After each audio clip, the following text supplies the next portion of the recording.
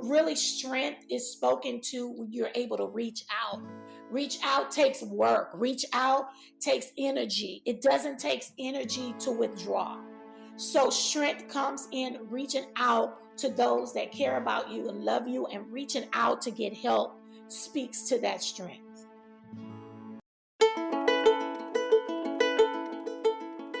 Hello, and welcome to Grief, Gratitude, and the Gray in Between podcast.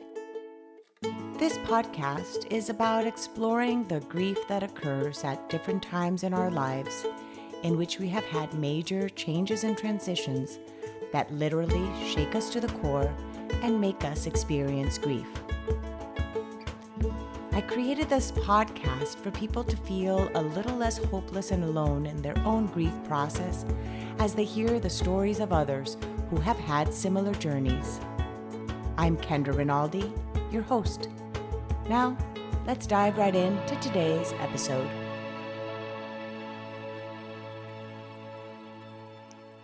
For those of you tuning in today, I am grateful that you're here to listen to the conversation that I'm having with Nickcole Byrd. Nickcole Byrd is a widow and mom of 3 young adult children. She will be sharing her journey of becoming a widow, as well as now her journey as an author. She recently wrote a book that she will be sharing more about. Nickcole, thank you so much for being here.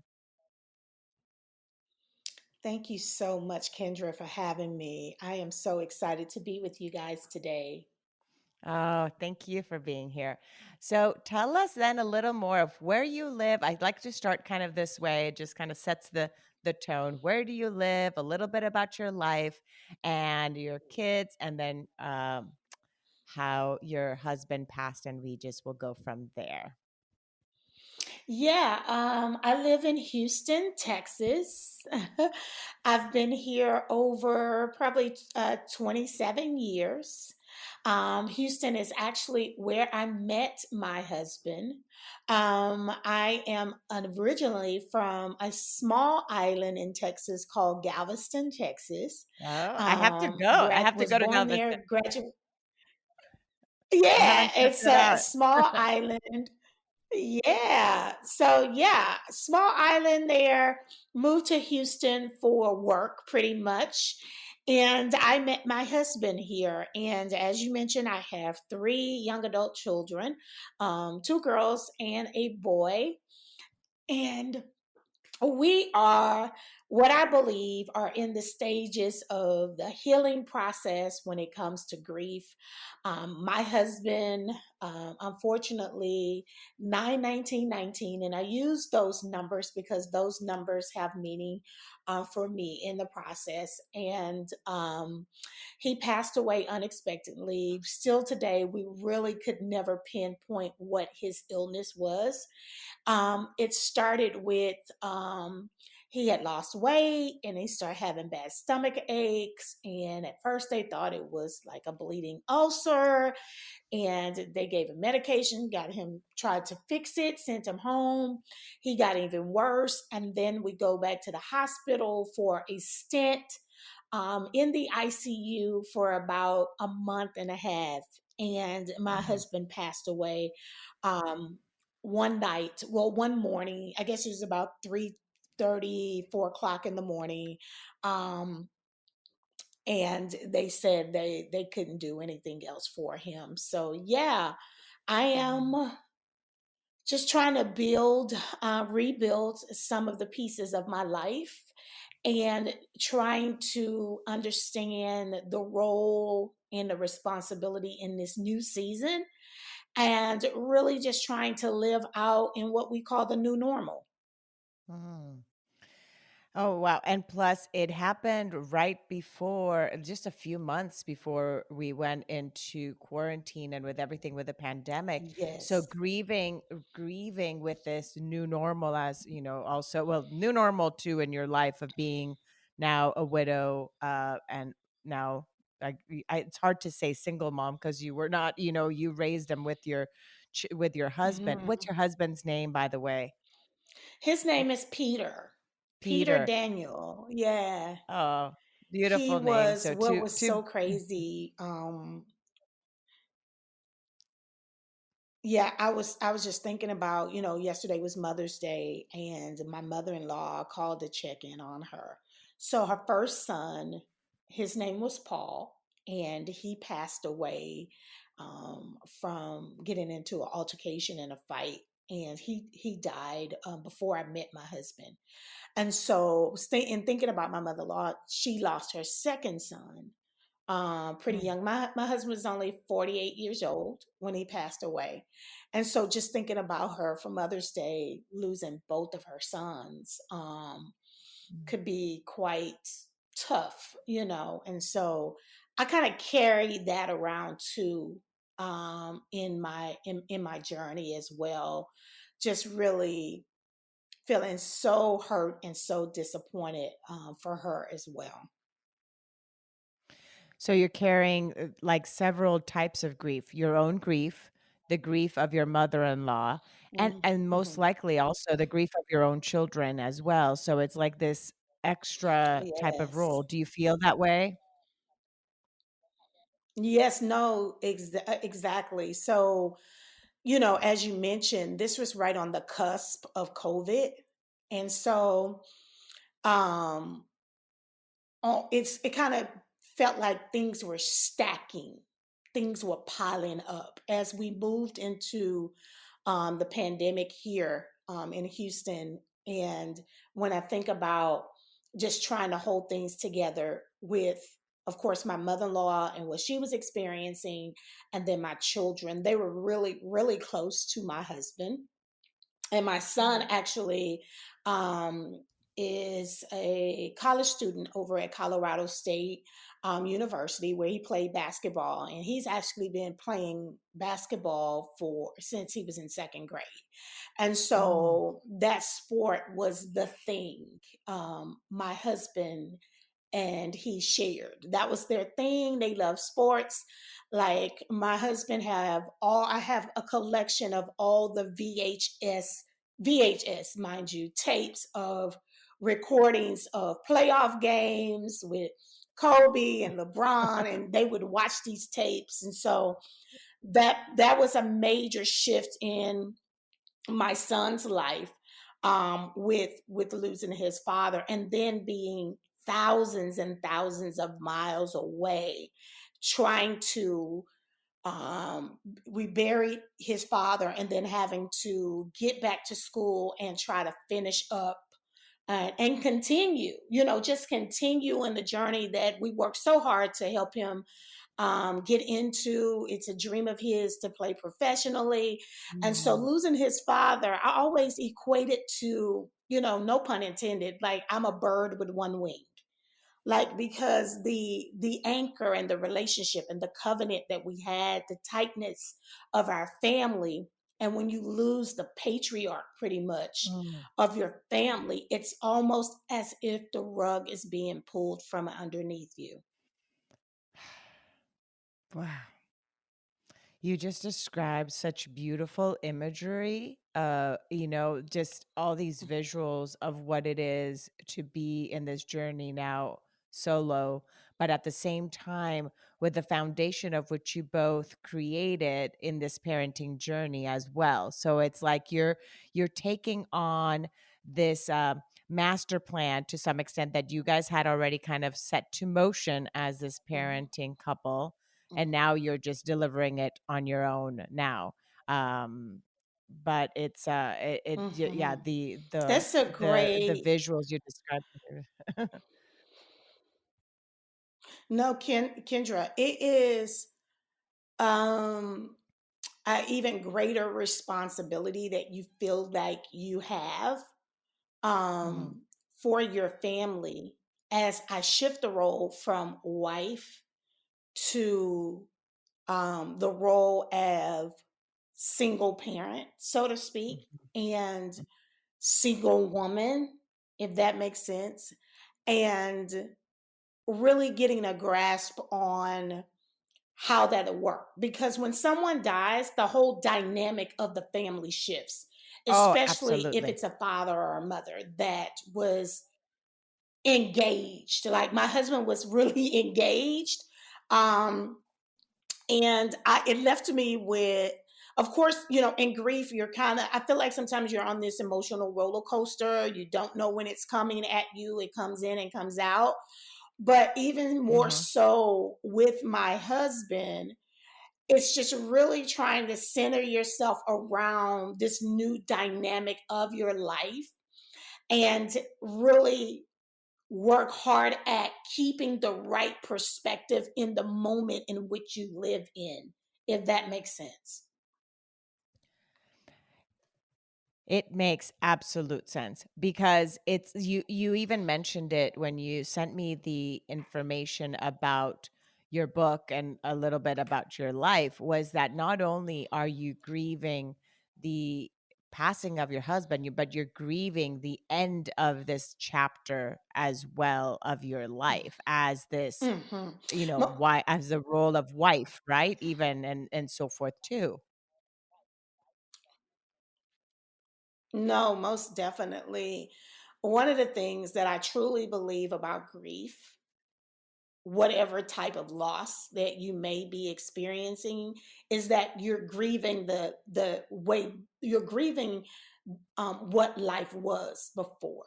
You know that you Mhm. understand that life will never be as it once was before.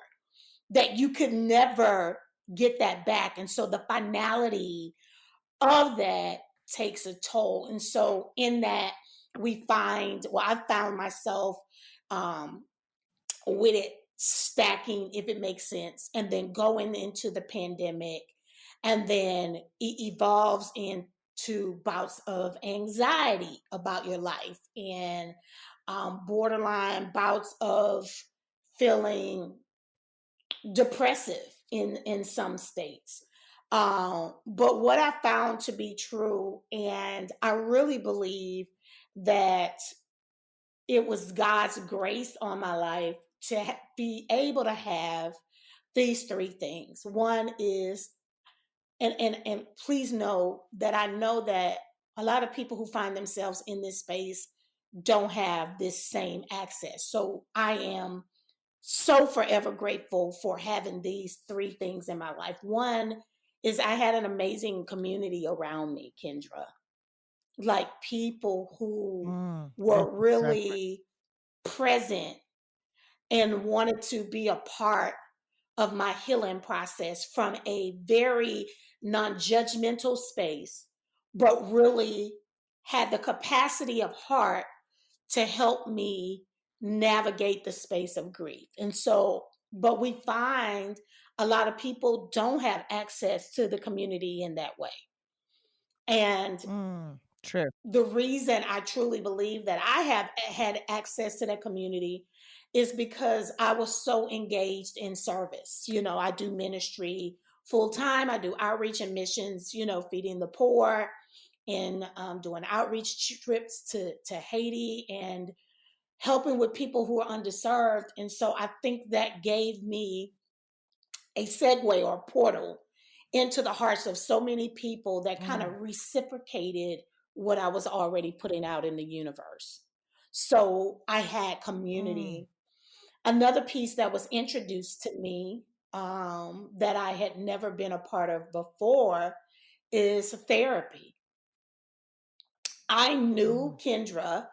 One day we were in a hospital with one of my good friends, and it was just up and down. His vitals would be great one day, next day they wouldn't be, and then one day they will be off the charts. He's doing amazing, and then they would be asking me to go ahead and sign a DNR. Um, but in wow. that, somehow on the inside, Kendra, I knew that I was experiencing trauma. Now, not from a, I'm not a therapist, so I didn't know, but I knew something on the inside was broken. And I Mhm, knew beyond the fact that I am a person of faith that I was going to need a little something else to help me kind of get to the next space. And so I told my friend, I was like, And she looked at me shocking. It was shocking to her. Um, I was like, I'm going to need therapy. I just knew, and I've never been in a space where I had therapy before, but something on the inside was like, you're going to need that. So the community, the therapy, and of course, because of who I am um, spiritually, prayer and meditation have been a big part of my healing process.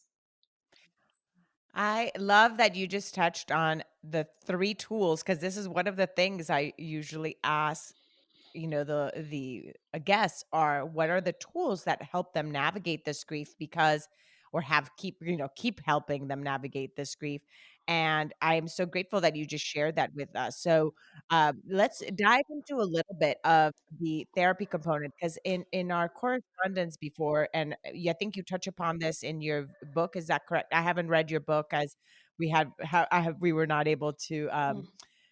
finalize those little tunes details for me to be able to get it. But what what is the role of therapy, and how is therapy something that in the community that you were around, how was therapy seen, that your friend, for example, was a little shocked that you said that you were going to need therapy? So, from the culture I reside when it comes to ministry and faith based ministry, you know, we believe deeply in the principles of God is able to heal um, based on these things in the Bible, right? And Mhm. to, I believe there's a stigma. There has been um, somehow seeped into the body of Christ that um, therapy is borderline not being a person of faith, and there's a shame that is projected on the person that is going through these emotional turmoil, and there Mm. has been almost shaming people for their pain, if it makes sense. Mm. You're not praying enough, you're not believing enough. We could go so far as, well, who did something wrong, who sinned, um why is this happening to you? And I'm speaking from the context, because I'm speaking from the context of me being a ministry leader. There's an expectation that you are in a place or further along in a place spiritually than your counterparts or people that you serve with in the ministry. And so, because of that, you should have the tools or what it takes to get through this. And so that there's a stigma and there's a shame, and I really don't believe the church of today. And I'm talking about those who are Christians and what I've experienced. Have not really tapped into their responsibility to be a place of solace for those that are broken from losing a loved one. And Ooh. so I feel like I had an opportunity to educate the community on what God has to say, one, about the taking care of those that are grieving. I think widow is mentioned about 81 times in the Bible. Mm. And just things that I wanted to highlight was that, in that 81 times, you always see Jesus putting the widow on the forefront and making sure he comes to her aid, making Mm. sure she's protected and defended, and making sure she's being taken care of. And I think we have missed out culturally on how to deal with those that are grieving.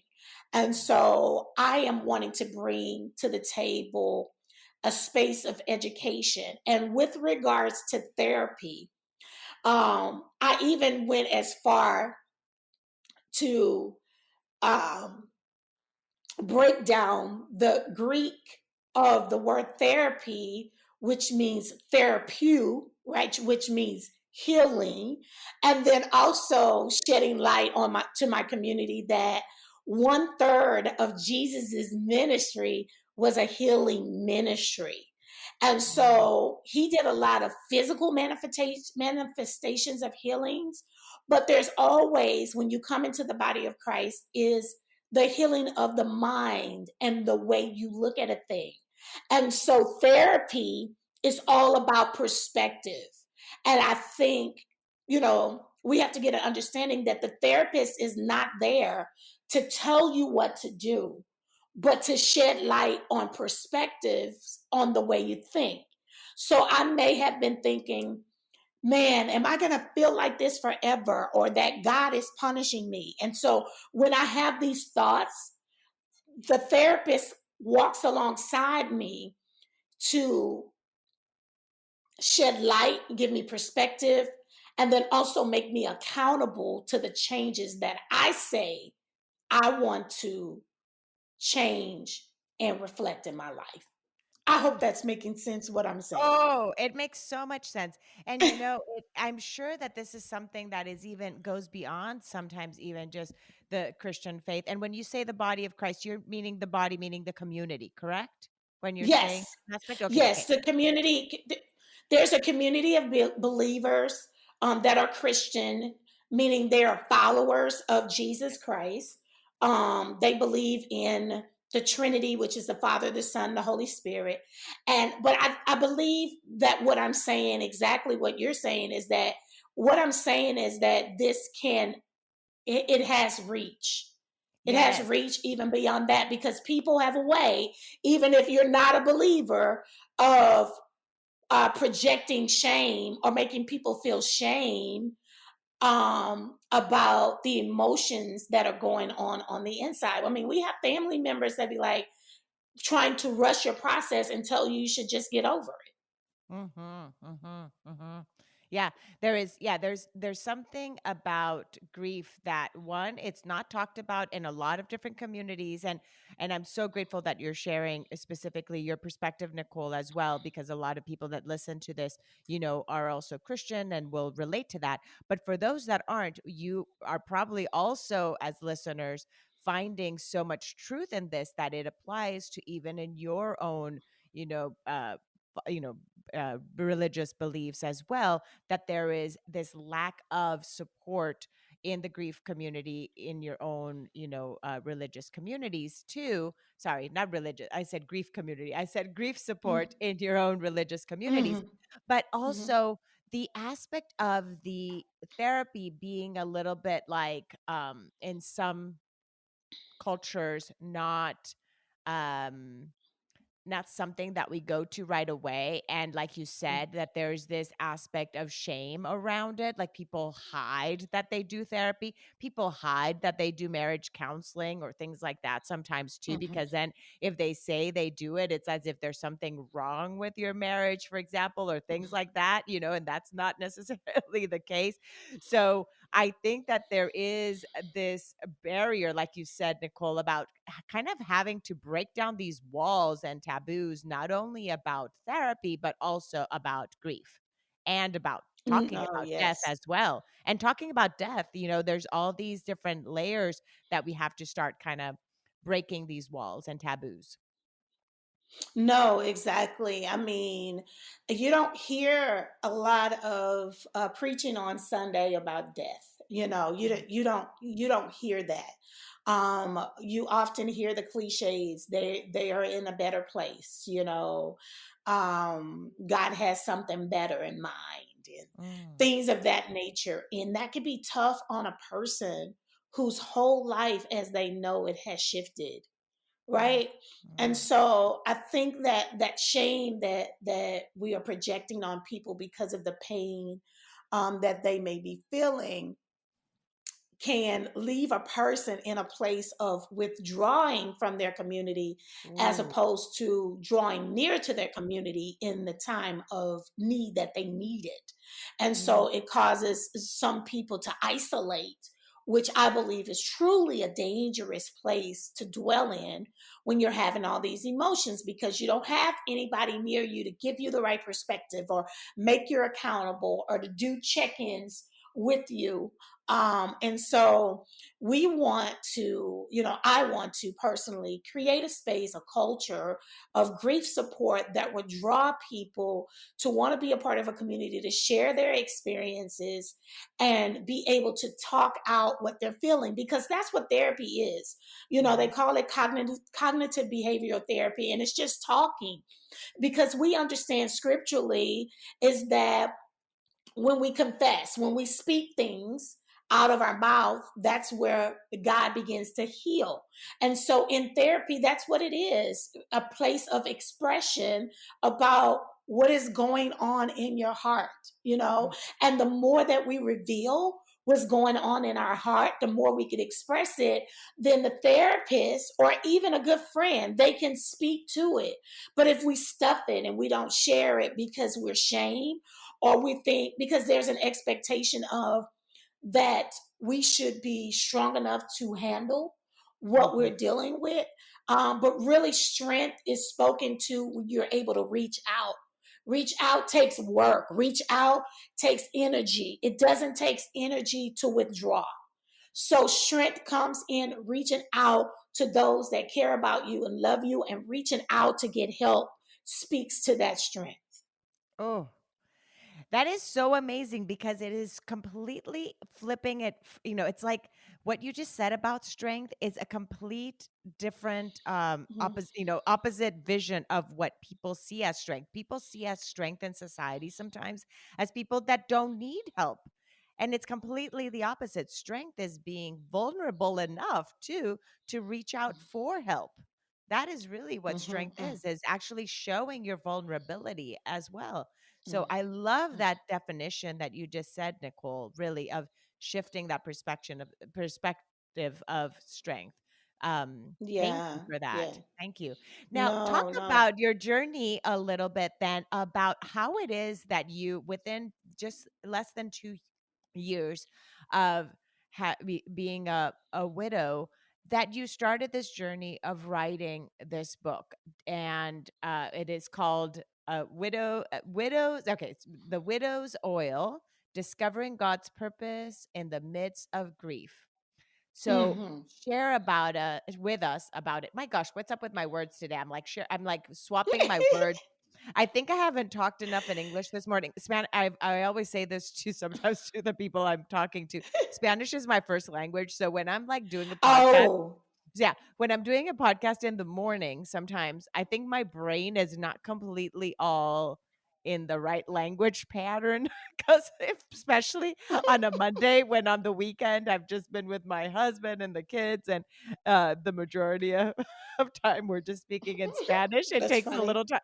Yeah, because I'm swapping words all around. Okay, so talk to us about this process of writing this book, and when in this journey did you're like, you know what, I'm going to start writing about my grief journey? Like, how did that come about? Mhm. Share with us. So by nature, I am uh kind of like a lifelong learner. And the way I work is like if I can get an understanding about a thing, then I kind of know what I'm working with and I can kind of put some action towards it. And so early on, in reading other grief books and talking to other people and then being in therapy, I began to ask some questions, just about, how I can activate healing in my life. So the question I asked my therapist was this, is probably a question many people who are grieving ask. Well, maybe two questions. I was like, will I feel like this forever? This burn, this hurt on the inside. Will I ever be able to be in a space where I don't feel so hurt and broken in this space? And another question was, how long is this going to take? Like, this really hurts. Yeah. Yeah, It's like like, I asked those give me a questions. This time frame. really Yeah. hurts. Give me a time frame. Give me, and that's, what did your therapist say about that? Because that's what Sh- sometimes people think. It's like, oh, Okay, time so heals. Time heals. Isn't that the first question that the first yeah, expression you're yeah, they told? like Okay. time. Time heals all wounds. Well, what's the revelation she kind of given me? And she says, it's not the time, it's Yes. what you do with the time that Yes. heals the wounds. Woo! She said, she Absolutely. told me that, and I grasped hold to that. Uh, I grasped hold to that piece that if I would become actively a part of the process of my healing, then ultimately over time I will begin to reap the result of that mm, healing. And so that looked like for me, reading books, prayer, meditation, serving in my community, other widows. That looked like for me, going to therapy. That looked like for me getting my endorphins, my happy endorphins going by working exercise. out, being present in the moment, being open about my feelings with my children and allowing them to see my hurt and expressing it to people around me and not, trying to hide it from them. Mm, This is what I call the work. This is the work of navigating the valley experience that you are in. And mm, so that's where the healing comes from. If you lay on your bed, right, and just lay on your bed in dormancy, you're not going to get the results you want of continuing your personal journey in the life that God has given you. And mm. so I began to activate that. When it came to the book, as I was researching and reading and just really trying to be a part of my process, being as present as I came across a startling statistic that says one, that there are 700,000 widows each year in the Wow. United States. I'm Wow. like, that's a lot of widows. Mm, That told me that I was not in this alone. mhm, The other part of that is, of that 700,000, on a 14-year average, after they have lost their spouse, right, that those women would pass away from brokenheartedness syndrome. mm, mm, mm. So one of the things was, one, I don't want to be a part of that second part of this part of the The second part of that statistic. Mhm, statistic, mhm, because God has given me tools by which I can use to heal. And so the other part is that I needed to, because of who I am naturally, share and serve this information, educate um, other people about this process. mm. And so that's where the book came in. And so the book, of course, was therapeutic for me in nature, but it also was an expression of service. Yes. And I use the background or the backdrop of the widow found in Second Kings, if you read the Bible, where the widow finds that her husband dies, the creditor comes to take her son, and she goes to what they call a prophet of that day, which I would say she went to her pastor, and she expressed her brokenness. She expressed all that was happening with her. And he asked her this question: what do you have in your house? And she answers him like this. She says, I have nothing but a small vial of oil. Mm, He tells her, okay, bring me that small vial of oil. And what I want you to do is go to each of your neighbors' homes, and I want you to ask them for containers. And then I want you to borrow these containers. And I want you to bring all those containers back to your home, take your sons, go in your home, shut the door in privacy. And I want you to take that small vial of oil, and I want you to begin to pour it into these containers. And as she began to pour, the oil began to replicate and multiply. mm. As long as she was pouring out, the oil kept flowing. Oh, And service, so here's a couple of service, yeah, service.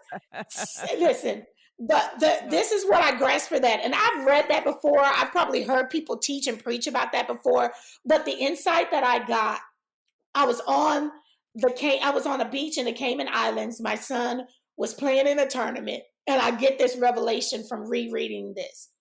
And he was like, first of all, you know, you have something. It's already in you to heal. And I think a lot of times we take those things that are small, right? Or we deem that they're small and not valuable.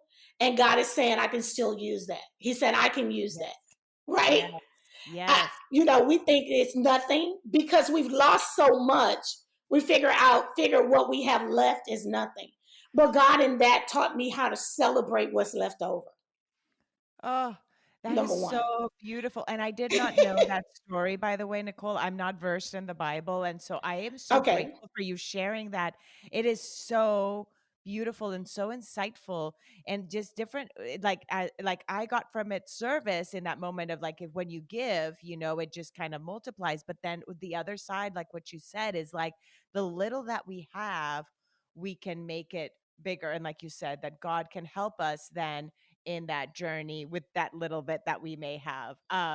So for you, Mhm. what was that little bit that you had that duplicated? What was that God basically worked through you? Was it faith? Was it again back to service? What was it in you that was your Mhm. oil? What was your widow's oil? I would say that it was service because I really, in a therapy session, I think I cried every day, the first week in therapy because I was like, I'm just never going to be the same. And she was like, what do you mean you're never going to be the same?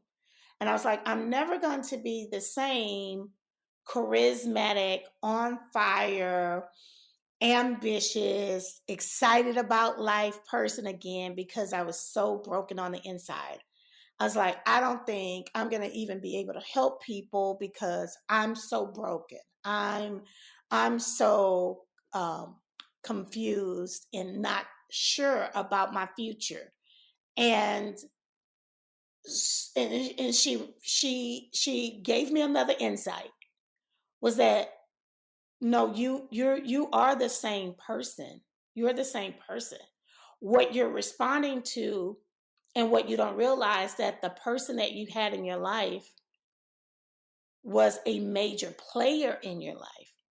And so just because you lost him, right? You may have lost him, but you have not lost the essence of who you are or your Mm-hmm. purpose. And I think when we lose things, Mm. we think we've lost everything.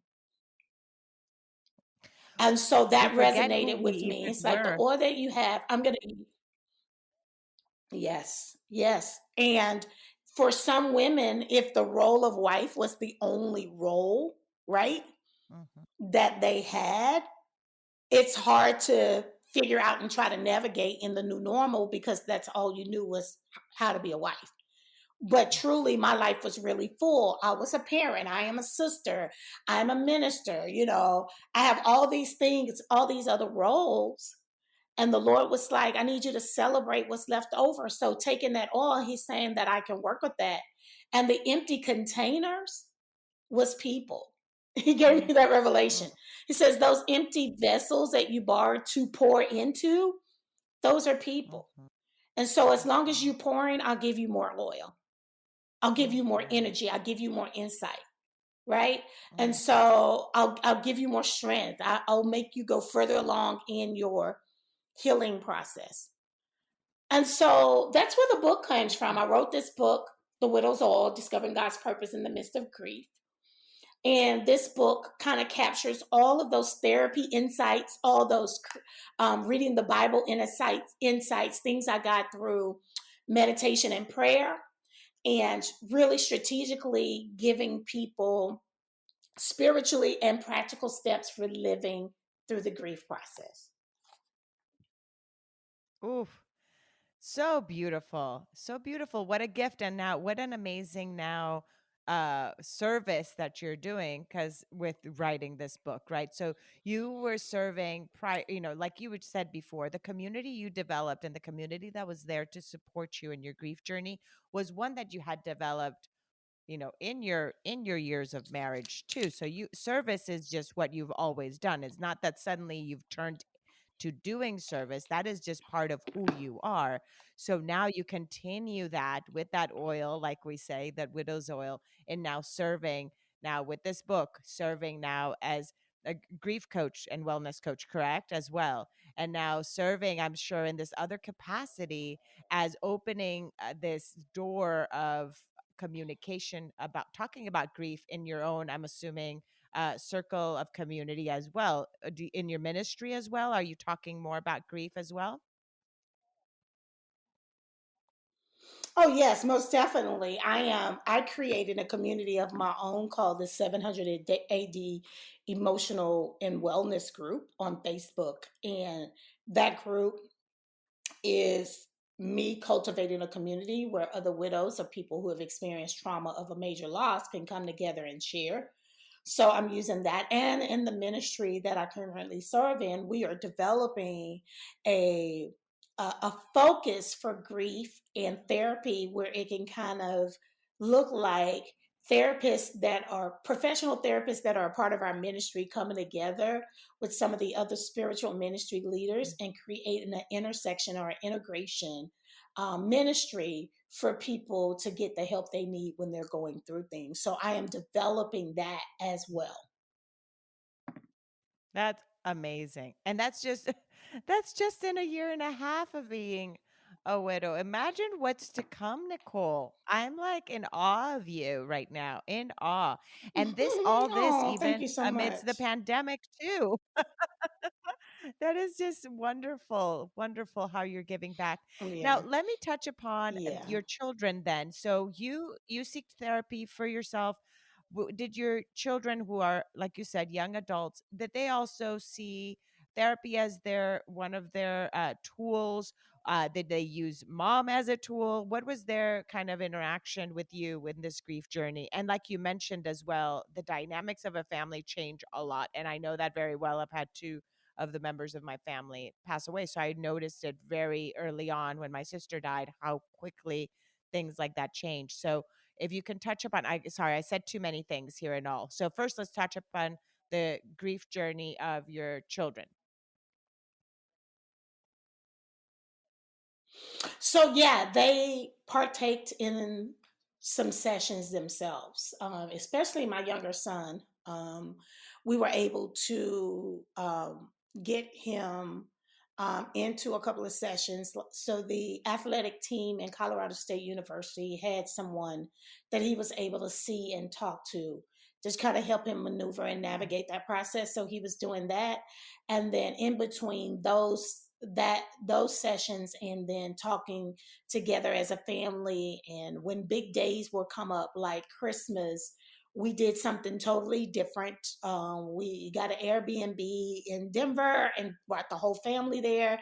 We didn't do our normal at the house, celebration kind of thing. Mm, We shifted that.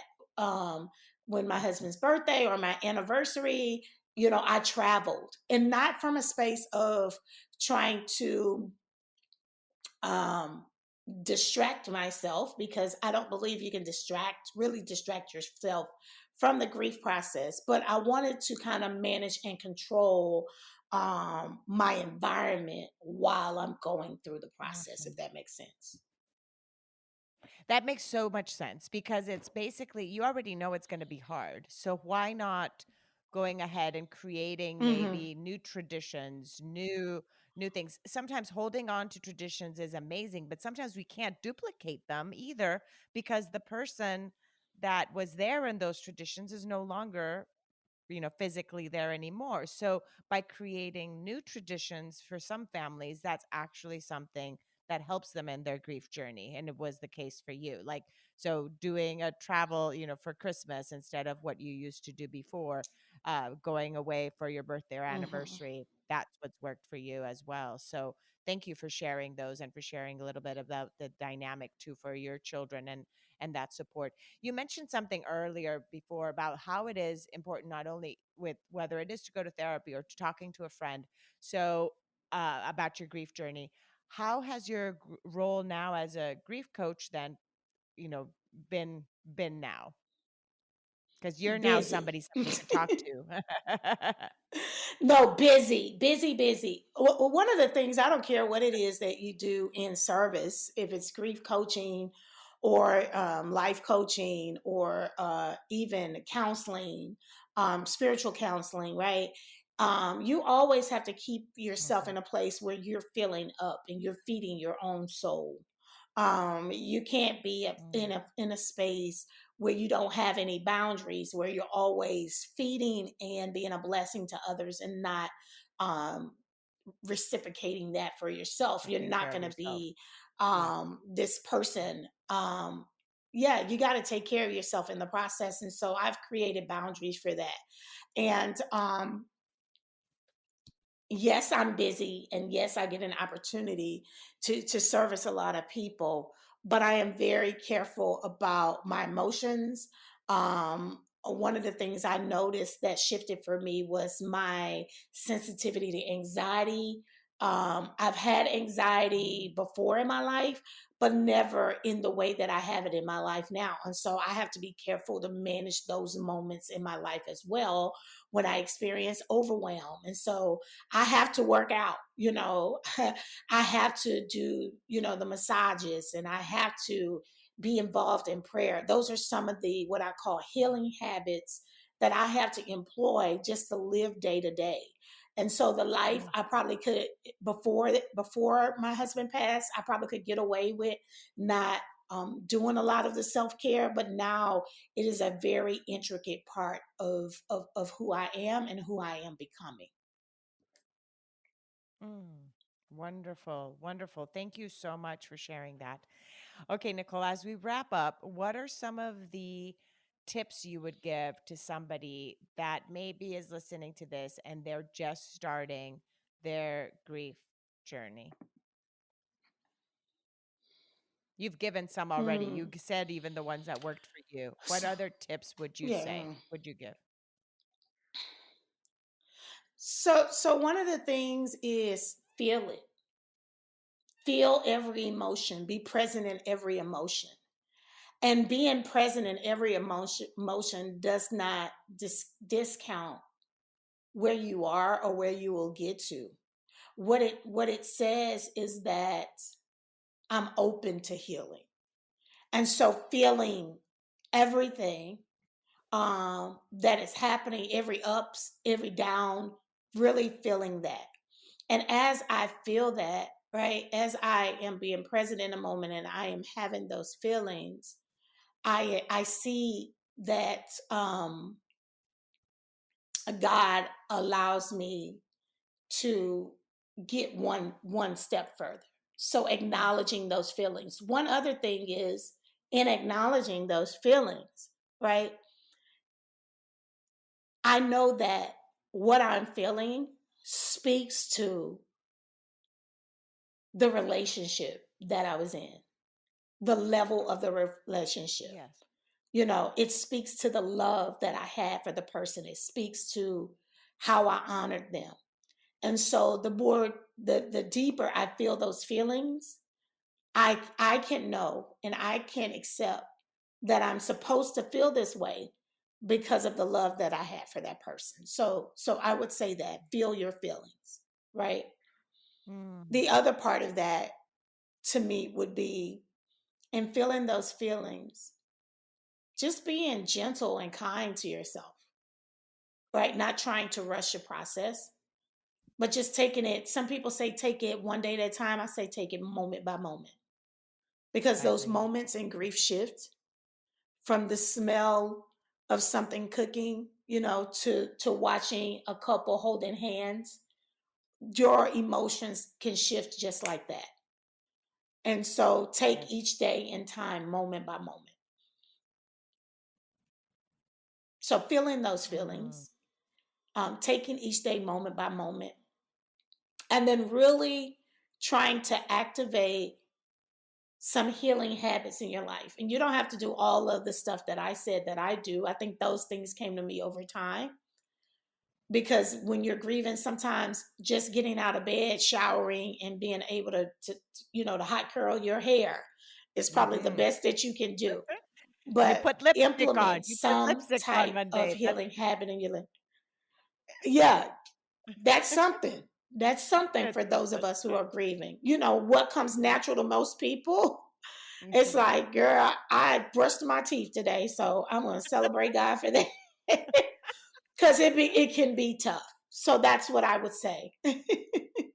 You said something another again tapping into even the name of this podcast, grief, gratitude, and the gray in between. You just said something, being grateful for to God for that, and that aspect of the gratitude of, just like you said, the smallest little things in our day, the fact that we got out of bed, the fact that we were able to brush our teeth in this Mm, moment of grieving, just mm. already Right. exercising the action of attitude, the attitude of gratitude. Sorry, you see, here I am with my words. The attitude of gratitude already starts shifting That's okay. also how you feel. Hmm. Yes. No, definitely. The more that it shifts it shifts the focus off of me. It shifts the focus off of me, because I think when you're in grief, everything you're dealing with is about you. And so when I began to be grateful to God for the things that are good in my life, my Mhm. husband is gone, but I still have three amazing children. They're doing well in spite of what we're going through. Mhm. Some widows, maybe they didn't have any insurance and they had to move out of their homes. That's not my case. You never know what a person is going through in the middle of their grief journey. So all of those things I am grateful to God for. And with that, it shifts the focus off me onto helping somebody that may need my help. Mhm. Mhm. Wow. Thank you so much. Thank you so much, Nickcole, for everything. Now, Nickcole, tell us how people can get in contact with you. I will share these website links on the show notes. So, social media, you mentioned a few: Facebook group, you have Hmm. Instagram, you have then your book. Just kind of touch upon those as we close off our conversation. Yeah, great. So you can follow me on Instagram or Facebook, at Nickcole Byrd. It's NickColeByrd. My name is my handle. And then if you want to be a part of our Facebook group, you just need to put in the search 700 AD, 700 AD, and you'll find our emotional wellness group. And my book, The Widow's Oil, in both formats, whether it be Kindle or paperback, you can find on Amazon. Wonderful. Oh, Amazing. and let me And mention yes. my website. Let me mention, I'm sorry, my website, where you can sign up for grief coaching and things of that nature, is www.niccolelives, NickColeLives.com. That's Amazing. it. Thank you. Thank you. So wonderful. I took so many notes Hmm. of all the different tips you gave. I took the note of the widow's oil. Now I'm going to have to read it, go find it in the Bible and read it. Do you know, you said it's in the Second Kings, you said, correct? Yeah, let me give you the exact verse. It's Second Okay. Kings chapter 4, Yes? 1 through 7. 1 through Second 7. Kings Okay. chapter 4, 1 through 7. 1 through 7. Perfect. Thank you so much, Nickcole. And thank you for your Cool. time, your You're wisdom, so welcome. Thank you so much for having me. sharing your journey with us. Thank you.